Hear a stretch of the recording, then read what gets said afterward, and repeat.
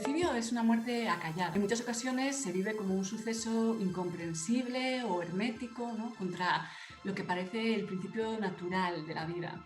Sin embargo, creo que todos podríamos empatizar con la idea de que las personas que intentan suicidarse o que finalmente se suicidan realmente no quieren morir, sino que lo que quieren hacer es dejar de vivir en unas circunstancias en las que están atrapados en un dolor que les resulta interminable o insoportable, ¿no? Pero claro, es difícil pedir ayuda o es difícil expresar esas ideas que a uno le acosan, ¿no?, de suicidio, si no hay un lugar para poder hablar de ese sufrimiento. Tenemos que ofrecer un espacio seguro, ¿no?, por ejemplo, en las consultas, para que las personas puedan contarnos que están teniendo ese tipo de pensamientos. Son cifras preocupantes y seguramente desconocidas para la mayoría de la población general, ¿no? Y aún son más llamativas si las ponemos en el contexto de otro tipo de muertes. Por ejemplo, es el doble de muertes que el fallecimiento por accidentes de tráfico, supone 3 veces más que los fallecimientos por homicidio y hasta 70 veces más que los asesinatos por violencia de género. Y sin embargo, la muerte por suicidio, que es un problema con una magnitud muchísimo mayor, está mucho más acallada o recibe mucha menos atención. Entonces, sí, yo sí creo que es una asignatura pendiente, pero no solo en nuestro país, ¿no?, sino en todo el mundo. Sí, así es. Sabemos que la muerte por suicidio está infranotificada, ¿no?, en parte debido al estigma y al tabú que antes comentaba. Lo que a su vez, claro, constituye una barrera más para la prevención. En muchas ocasiones, este estigma, este tabú que rodea la muerte por suicidio, hace que se infranotifiquen las muertes porque se registran como otro tipo de muerte. Puede ser, por ejemplo, por accidente o por envenenamiento. Esto, que nos podía parecer, no sé, una práctica razonable o cautelosa, no está exenta de cierta ideología, ¿no?, pues de influencia cultural o religiosa, que al final condena el suicidio, ¿no?, porque es mejor cualquier muerte antes que una por suicidio, ¿no? De hecho, muchas veces empleamos la expresión cometer suicidio o atentar contra la propia vida, dándole connotaciones delictivas. De ahí que haya que ocultarlo y mejor que sea otra muerte, ¿no?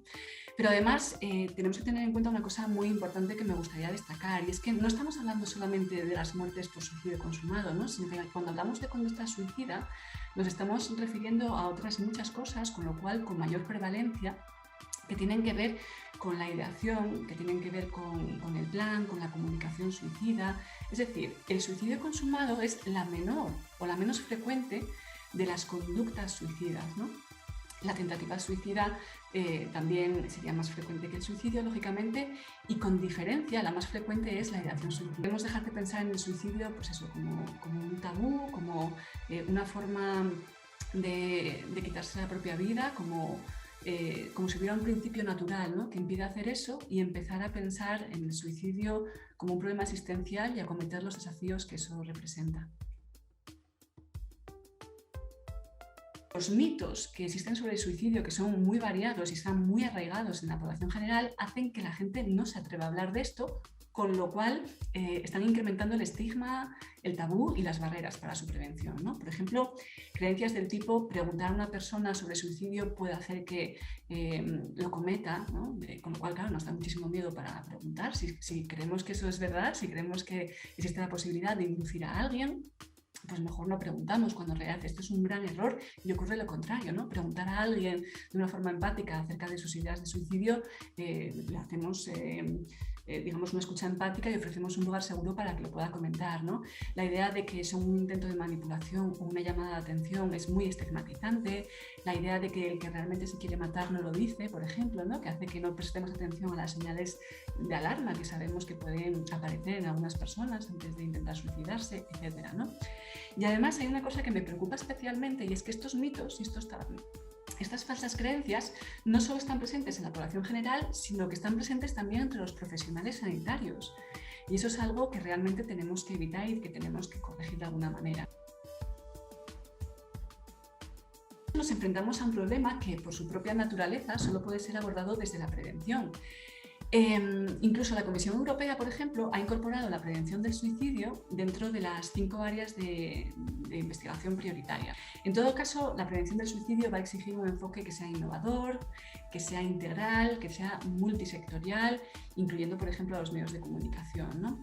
En lo que respecta al campo aplicado de la psicología, es necesario promover la evaluación de programas, por ejemplo, de prevención escolar, que estén bien validados, que estén bien evaluados, su eficacia. Es necesario favorecer el acceso a los servicios de salud y a los tratamientos psicológicos que tienen apoyo empírico, ¿no? Para tratar las conductas suicidas, como por ejemplo la terapia cognitivo-conductual, la terapia dialéctico-conductual o otro tipo de intervenciones breves, ¿no? En cualquier caso, aprovecho para decir que cualquier iniciativa de prevención va a pasar por la incorporación de más psicólogos profesionales en las instituciones públicas. El suicidio rara vez se debe a una única razón. Eso sí tenemos que tenerlo muy claro, porque supondría una simplificación y una reducción del fenómeno que no le hace justicia realmente, ¿no? Exige diversos métodos de evaluación y exige diversas, digamos, perspectivas o puntos de mira. Hoy no podemos saber ni quién, ni cómo, ni cuándo alguien va a pasar de la ideación al acto, porque es una cuestión muy vinculada al sufrimiento y no a esas variables sociodemográficas que sí nos ayudan a entender el fenómeno, pero que no pueden dar respuesta en el corto plazo, ¿no? Entonces, yo creo que lo que tenemos que hacer es mirar más allá, ¿no?, de la etiqueta diagnóstica del paciente, ¿no?, y ser capaces de ver qué es lo que le pasa a la persona, no al paciente, con qué está bregando en su vida, con qué está lidiando, ¿no?, y ser capaces de ofrecerles alternativas, ¿no?, para poder enfrentarse a ese sufrimiento. La conducta suicida está muy lejos de ser un fenómeno unitario, ¿no?, que lógicamente va a exigir un abordaje individual, funcional, contextual, ¿no?, fenomenológico de la persona, y que por lo tanto determinar ese riesgo va a exigir mayor pericia y mayor formación por parte del clínico, ¿no? O si no, mejor cambiar el paradigma, ¿no? No centrarnos en la evaluación del riesgo, sino centrarnos en la evaluación de qué está pasando, ¿no?, en la vida de esa persona, qué está ocurriendo y qué alternativas le podemos ofrecer, ¿no? Digamos, sería cambiar un poco el paradigma de evaluación del riesgo por el paradigma de ofrecer ayuda aquí y ahora, ¿no?, desde una perspectiva fenomenológica y contextual. No es posible predecir quién se va a suicidar o quién no. Hombre, lógicamente, si a mí una persona como clínico, ¿no?, me dice que lo está planificando, lógicamente hay un riesgo mayor, eso es innegable. Pero que yo pueda predecir tú sí, tú no, no, eso no es posible.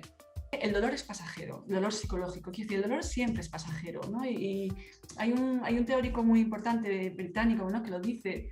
O sea, las horas más oscuras de la noche son las que preceden al amanecer, ¿no?, que es una expresión muy, muy castellana. Y cualquier cosa que en un momento parece inabordable, con ayuda, cambia. La realidad es que todas las personas pueden verse en una situación en la que se encuentren completamente atrapados por el dolor, ¿no?, por un dolor que ellos viven de forma personal como insoportable e interminable, ¿no?, de tal manera que la muerte parezca, digamos, una alternativa más razonable o una alternativa más aceptable, vamos a decir, más que razonable, que seguir viviendo en esas circunstancias, ¿no? ¿Qué ocurre con las personas que quedan? Lógicamente pueden tener duelos que sean más complejos, no necesariamente, ¿no?, pero de duda cabe que va a ser un factor de riesgo, ¿no? El duelo de cada persona es único, pero aquí sí que pueden, digamos, converger algunos elementos comunes, como por ejemplo la rabia, la ira, la culpa, ¿no?, también puede estar muy presente, o la desesperanza. Es preciso contar con sistemas de apoyo, con líneas de apoyo, con grupos de apoyo, ¿no?, para ese tipo de personas que se sienten en muchas ocasiones muy desamparadas, sin saber a dónde acudir, paralizados, ¿no?, también por la sorpresa, por el miedo, por una situación que les desborda, ¿no? Esta es una buena ocasión otra vez para volver a reclamar la presencia, ¿no?, de más psicólogos en las instituciones públicas que puedan ofrecer este servicio, ¿no?, y este apoyo a las personas que quedan, porque si hemos hablado de que el suicidio es un problema de salud pública por el número de muertes que se producen, lógicamente las personas que quedan constituyen un grupo también significativamente numeroso, ¿no?, que se beneficiarían de esa ayuda por parte de las instituciones públicas con psicólogos bien formados para poder atenderles. Nos enfrentamos aquí a un doble estigma, ¿no? Por un lado, las mujeres, ¿no?, en el periodo perinatal se enfrentan al problema relacionado con la conducta suicida, con el estigma y el tabú que ya hemos comentado de la población general, pero a su vez tienen un doble estigma porque esa ideación suicida la tienen durante el periodo que obligatoriamente o por normativa social debería ser uno de los momentos más felices de su vida, ¿no? Aquí, lógicamente, bueno, están implicadas cuestiones, bueno, pues fisiológicas, ¿no?, relacionadas con el parto, pero no solamente así, ¿no? No queremos tampoco reducirlo a un fenómeno exclusivamente fisiológico, ni muchísimo menos, ¿no? Los mitos, ¿no?, acerca del amor inmediato que sienten las madres hacia sus hijos, que es un mito, hace que eso suponga una barrera para estas mujeres para poder pedir ayuda, ¿no? El miedo al estigma, al tabú, a los servicios sociales, por ejemplo, ¿no?, puede hacer que no pidan ayuda y que prefieran esperar a que esto pase, ¿no? Si eso no se resuelve adecuadamente, estamos hablando de un problema que puede afectar a la madre, al bebé o al resto de componentes de la familia, ¿no?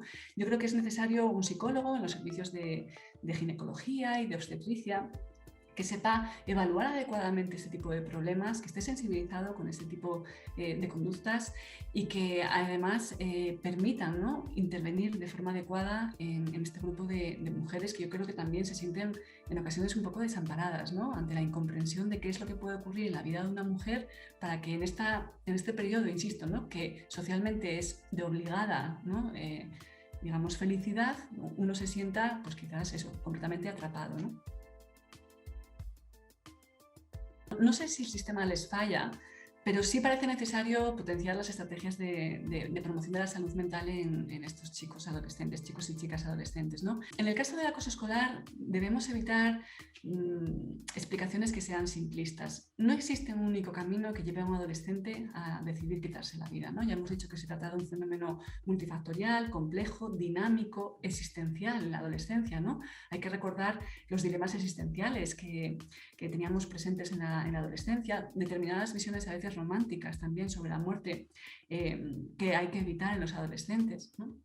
Pero sí es verdad que se han señalado pues la existencia de diversos factores de riesgo y de protección que en ocasiones, bueno, pues nos ayudan a entender el fenómeno como comentaba antes. No obstante, en relación con el bullying y el ciberbullying, la literatura científica sí ha determinado, ¿no?, que se trata de un fuerte predictor, digamos, y que los chicos y las chicas que sufren acoso sí están en una situación de mayor riesgo para, digamos, pasar de la ideación al acto suicida. Bueno, si lo pensamos en el contexto que comentábamos antes, ¿no?, de sentirse atrapado, ¿no?, en una situación en la que uno es incapaz de salir, ¿no?, y en la que no tiene estrategias para poder abordarlo, pues podemos entender qué pasa en la vida de estos adolescentes, ¿no? Esto no quiere decir, insisto, que un adolescente se suicide por eso, ¿no?, sino que eso constituye un factor de riesgo importante, ¿no?, que podemos entender.